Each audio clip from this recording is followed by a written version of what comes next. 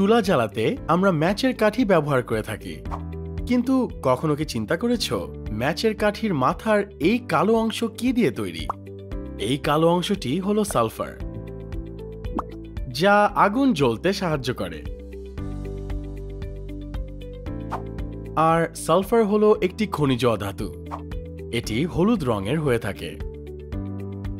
গত পর্বে তুমি ধাতুর ক্ষয় হওয়ার লক্ষণ ও প্রতিকার সম্পর্কে জেনেছ। আজকের পর্বে তুমি খনিজ অধাতু সালফার সম্পর্কে জানবে। তুমি জানো যে খনি থেকে যে অধাতুগুলো পাই তাকেই খনিজ অধাতু বলে। মাটির অনেক নিচে সালফারের খনি থেকে সালফার সংগ্রহ করা হয়। খনি থেকে ফ্রাশ পদ্ধতিতে সালফারকে নিষ্কাশন করা হয়। সালফারের খনির মধ্যে একদিকে কেন্দ্র করা 3টি পাইপ প্রবেশ করানো হয়, যাকে ফ্লাশ পাইপ বলে।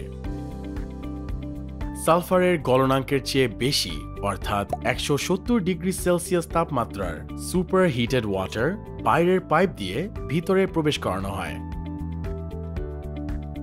100 ডিগ্রি সেলসিয়াস থেকে 374 ডিগ্রি সেলসিয়াস তাপমাত্রার মধ্যে যে কোনো তাপমাত্রার পানিকে সুপার হিটেড ওয়াটার বলে। এই সুপার হিটেড ওয়াটারের তাপমাত্রায় কঠিন সালফার গলতে শুরু করে। 3টি পাইপের মধ্যে সবচেয়ে ভিতরের পাইপ দিয়ে 20 থেকে 22 বায়ুমণ্ডলীয় চাপের বাতাস প্রবেশ করানো হয়। গরম পানির তাপে এবং বাতাসের চাপে গলিত সালফার মাঝের পাইপ দিয়ে মাটির উপরে উঠে আসে এবং বাইরের পাত্রে জমা হয়। এই প্রসেসে 99% বিশুদ্ধ সালফার পাওয়া যায়। কিন্তু এই সালফার কি কি কাজে ব্যবহার হয় চলো তা জেনে নেই। বিভিন্ন ইন্ডাস্ট্রিতে প্রচুর পরিমাণে সালফার ব্যবহার করা হয়। যেমন সালফিউরিক অ্যাসিড তৈরি করতে সালফার ব্যবহার করা হয়। আবার রাবারকে টেকসই করার জন্য এতে সালফার যোগ করা হয়, একে ভলকানাইজিং বলে। তাছাড়া বিভিন্ন মেডিসিন তৈরিতে সালফানাইড নামক সালফারের একটি যৌগ ব্যবহার করা হয় এবং এটি ব্যাকটেরিয়া ধ্বংস করতেও সাহায্য করে।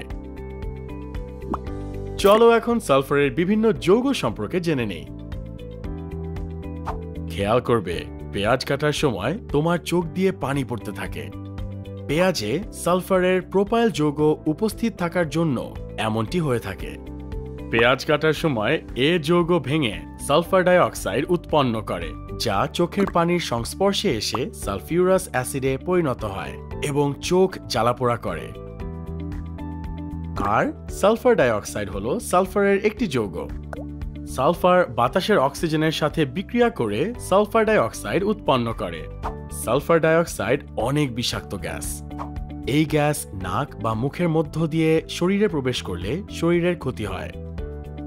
আচ্ছা, কখনো কি বৃষ্টির পানি গায়ে পড়লে তুমি শরীরে জ্বালাপোড়া অনুভব করেছ? যদি অনুভব করে থাকো তাহলে সেটা ছিল অ্যাসিড রেইন।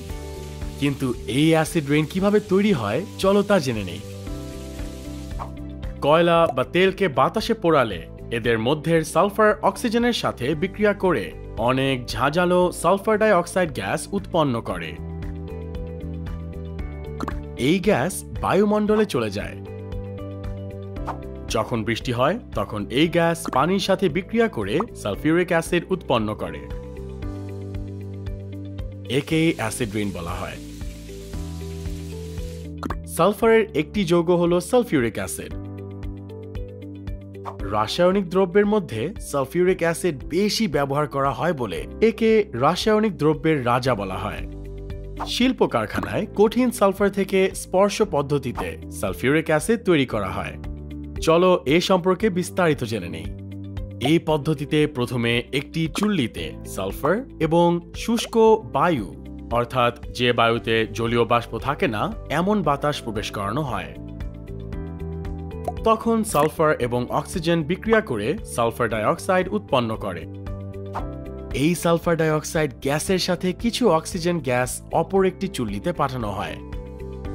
চুল্লিতে উচ্চ তাপমাত্রায় প্রভাবকের উপস্থিতিতে সালফার ডাই অক্সাইড এবং অক্সিজেন বিক্রিয়া করে সালফার ট্রাই অক্সাইড উৎপন্ন করে। উৎপন্ন সালফার ট্রাই অক্সাইড পানির সংস্পর্শে এসে বাষ্পীয় সালফিউরিক অ্যাসিড উৎপন্ন করে। এই বাষ্পীয় অ্যাসিডকে ঘনীভূত করে তরল সালফিউরিক অ্যাসিডে পরিণত করা কঠিন। এজন্য সালফার ট্রাইঅক্সাইডকে প্রথমে গাঢ় সালফিউরিক অ্যাসিডের মধ্যে শোষণ করিয়ে ধোঁয়াযুক্ত সালফিউরিক অ্যাসিড তৈরি করা হয়। ধোঁয়াযুক্ত এই সালফিউরিক অ্যাসিডকে অলিয়াম বলে। এই অলিয়াম পানির সাথে বিক্রিয়া করে তরল সালফিউরিক অ্যাসিড তৈরি করে। কোনো ক্ষারের সাথে হালকা বা গাঢ় সালফিউরিক অ্যাসিড বিক্রিয়া করে লবণ এবং পানি তৈরি করে। একে সালফিউরিক অ্যাসিডের অ্যাসিড ধর্ম বলে। যেমন সালফিউরিক অ্যাসিড ক্যালসিয়াম হাইড্রক্সাইড এর সাথে বিক্রিয়া করে ক্যালসিয়াম সালফেট লবণ এবং পানি উৎপন্ন করে। সালফিউরিক অ্যাসিডের মধ্যে অনেক বেশি পানি থাকলে তাকে লঘু সালফিউরিক অ্যাসিড বলে। এর জারণ ধর্ম নেই। কিন্তু গাঢ় সালফিউরিক অ্যাসিডে পানি কম থাকে, এর জারণ ধর্ম আছে। যেমন গাঢ় সালফিউরিক অ্যাসিড কপারকে জারিত করে কপার সালফেটে পরিণত করে এবং নিজে বিজারিত হয়ে সালফার ডাই অক্সাইড এবং পানি উৎপন্ন করে। চলো এখন জেনে নেই সালফিউরিক অ্যাসিডের নিরুদন ধর্ম সম্পর্কে। নিরুদক হলো যে পদার্থ কোনো যৌগ থেকে পানি শোষণ করতে সাহায্য করে, আর এই পানি শোষণ করার ধর্মকে নিরুদন ধর্ম বলে। গাঢ় সালফিউরিক অ্যাসিড চিনি থেকে পানি শোষণ করে, এজন্য গাঢ় সালফিউরিক অ্যাসিডকে নিরুদক বলে। তাহলে এই ছিল আমাদের আজকের পর্ব। আজকের পর্বে তুমি খনিজ অধাতু সালফারের ব্যবহার, এর বিভিন্ন যৌগ এবং তাদের ধর্ম সম্পর্কে জেনেছ। আগামী পর্বে তুমি একাদশ অধ্যায়ে খনিজ সম্পদ জীবাশ্ম নিয়ে জানবে। সে পর্যন্ত ভালো থেকো।